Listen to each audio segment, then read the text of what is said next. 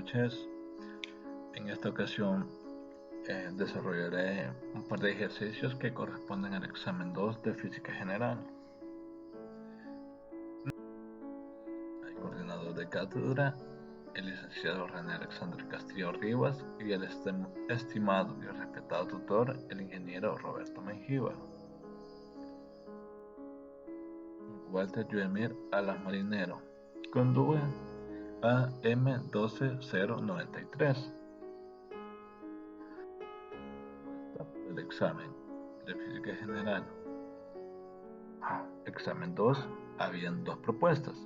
Yo opté por la opción 1, la cual consiste en la pregunta 11 del capítulo 13 y el ejercicio 9 del capítulo 8, ambos del libro de Física para Ciencias e Ingeniería de Ian Collins, en el volumen 1.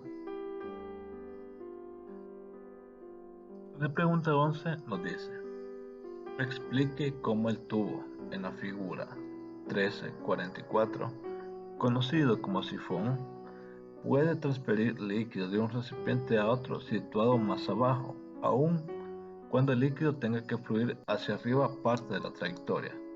Observe el tubo que debe estar lleno con líquido al principio. La figura 1344. La parte que los une es el sifón.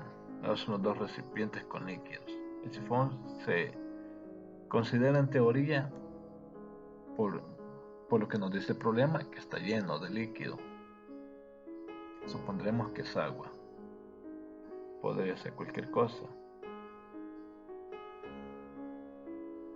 Entonces bien, pasamos a la solución del problema. Tenemos como solución que primeramente hay que definir qué es un sifón. El nombre de sifón, de griego antiguo, ahí aparece la palabra, no sé griego, no me voy a poner a inventar, pero ¿qué significa tubo o cañería? Y este nombre se le daba a los dispositivos que permitían el agua de un canal o acueducto pasar por debajo de un camino o por una vaguada para retomar su nivel al otro lado y continuar su curso. Físicamente se basa en los vasos comunicantes. El sifón ya era conocido por los romanos, que lo utilizaban en sus acueductos. Más adelante se inventó una variante invertida que permite a un líquido al revés que el anterior pasar por un obstáculo situado a mayor altura que la superficie del mismo, por analogía del uso con el primitivo. Tomó también el nombre de sifón. El más elemental está formado por un tubo en forma de U invertida, como lo vimos en la imagen, de ramas desiguales. Ramas desiguales quiere decir que las puntas que están dobladas en forma de U, una es más pequeña que otra. A eso se refiere con ramas desiguales. Con uno de esos extremos sumergidos en el líquido que asciende por el tubo a mayor altura que su superficie. Es decir, la forma como el líquido sube, como nos decía el problema, incluyendo que parte de su trayectoria va a ir hacia arriba. Pues bien, aquí nos dice que asciende por un tubo a mayor altura que su superficie, desaguando por el otro extremo. Quiere decir que donde se refiere a desaguar, quiere decir que donde ha pasado el líquido o el agua de un recipiente al otro, o sea, por el otro extremo. Para que funcione, o sea, para que esto se pueda realizar, el orificio de salida debe estar por debajo de la superficie libre. O sea, el sifón en la figura funcionará mientras H2 sea mayor que H1. Con H2 se refiere a la altura. Nombraremos como H2 al primer sifón y H1 a la altura del segundo sifón. Pues funciona por diferencia de presiones entre la superficie del líquido en la cubeta o recipiente y el punto de salida de la rama exterior, que es la segunda, de donde pasa de un recipiente al otro, y debe estar lleno de líquido cebado. Quiere decir que el sifón tiene que estar lleno de, como dijo al principio el problema, supongamos que está lleno. O sea, cebar un sifón, a eso se refiere, a llenarlo de líquido que va a pasar. Y en este caso, como dijimos, supondremos que es agua, tiene que estar lleno de agua, ya que esa continuidad permite que la presión del líquido en el ramal de entrada cree la diferencia de presiones que eleva el fluido hacia el otro ramal. O sea, esa diferencia de presiones es la que eleva el fluido. Ese es básicamente el secreto de cómo funciona un sifón. La diferencia de presiones. También podemos decir que el sifón funcionará mientras el orificio de salida esté más abajo que el nivel del líquido en el recipiente superior. Es decir, ahí iremos jugando con si el nivel del agua del sifón de salida donde está llegando, la parte del desagüe, como así lo he definido, el nivel tiene que estar por debajo del nivel del primer sifón, al que definimos como H2, correspondiente a la altura. El nivel líquido en el recipiente. El flujo se interrumpe cuando el extremo sumergido queda fuera del agua. Quiere decir que cuando ya el extremo del sifón ya no tienen, por decirlo así, nada que jalar de agua, solo ya llegó al aire y allí no va a estar jalando aire. Se acabó el agua, tal vez no del recipiente, pero sí la que el sifón puede alcanzar. Con esto he explicado cómo es que funciona el sifón y por qué el agua asciende hasta cierto punto, en cierto trayecto, como lo decía, de forma hacia arriba. Y esto es gracias a las presiones que se generan. Como les digo, básicamente así es como funciona un sifón. Aquí iré agregando otras cosas, pero ya esto va a ser como retroalimentación de lo que ya dije. Yo creo que con lo que ya expliqué ya queda más o menos claro de cómo funciona el sifón. Bueno, aquí vamos a definir lo que es el sifón hidráulico. Y un sifón es un dispositivo hidráulico que se utiliza para traspasar un líquido de un recipiente a otro. Consiste simplemente en un tubo en forma de U invertida, como lo estuve diciendo anteriormente, en la que una de las ramas es más larga que la otra. También de eso definir, queremos traspasar agua entre los depósitos, vasos, cubetas, lo que sea, uno más alto que el otro, hasta que igualen los niveles de agua. El problema que se nos presenta es que necesitamos explicar cómo es que el agua asciende. Eso es prácticamente la pregunta del millón, cómo el agua asciende.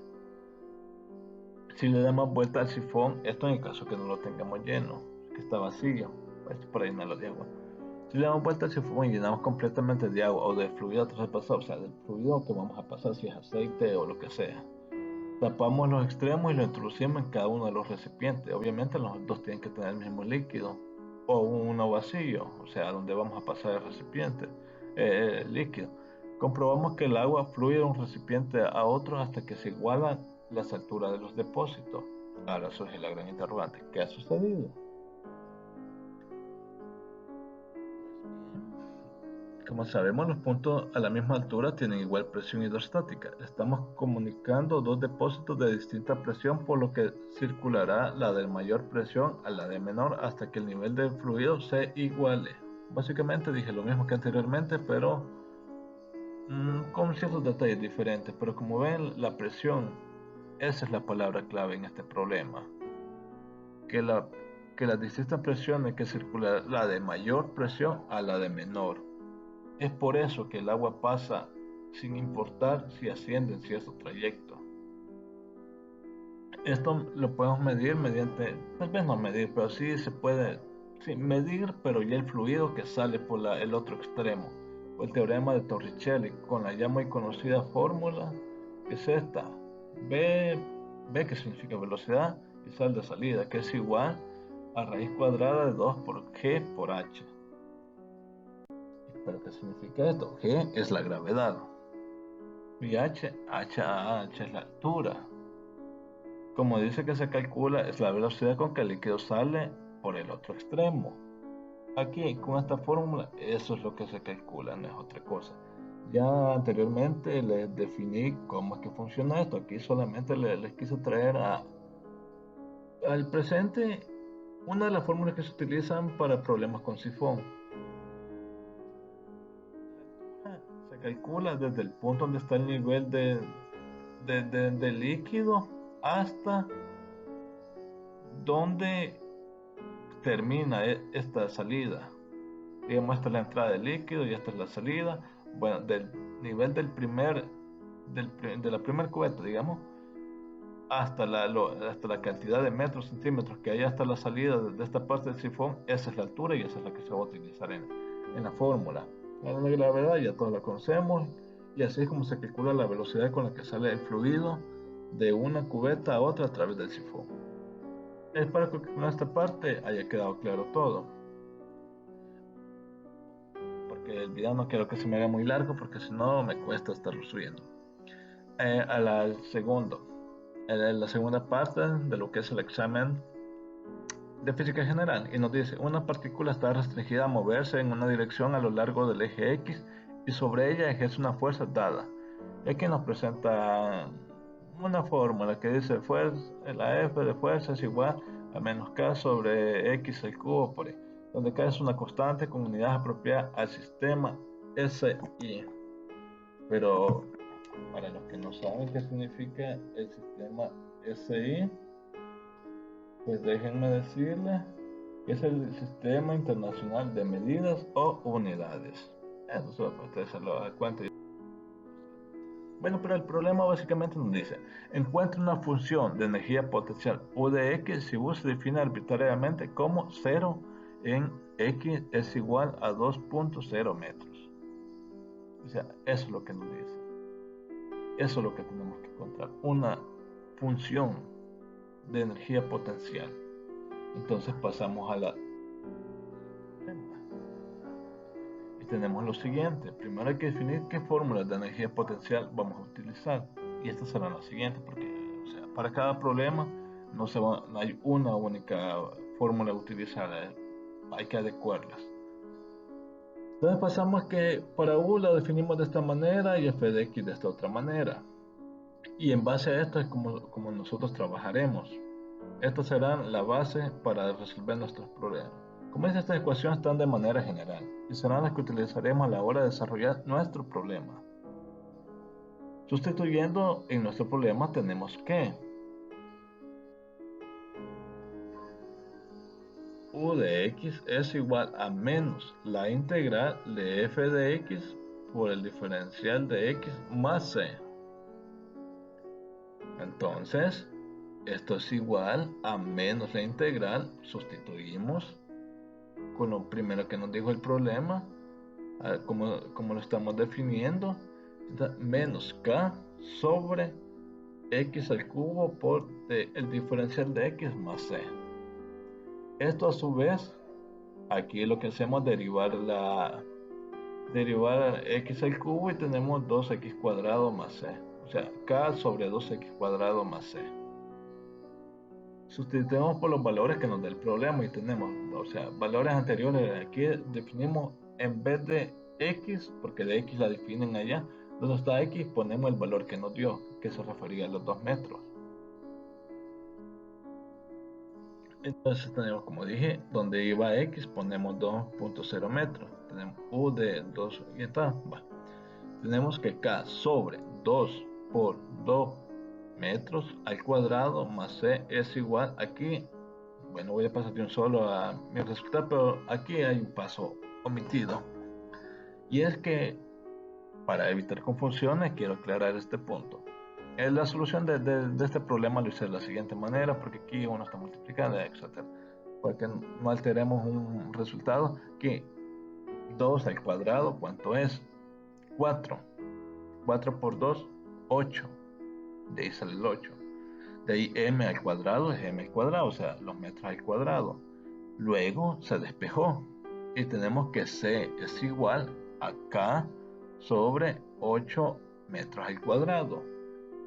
Entonces, para ir aterrizando en la solución del problema, tenemos que u de x es igual a menos k 2x al cuadrado, que fue la función ya derivada, más k 8 metros cuadrados, que es la solución que hemos encontrado en este momento, que es c, que es la constante.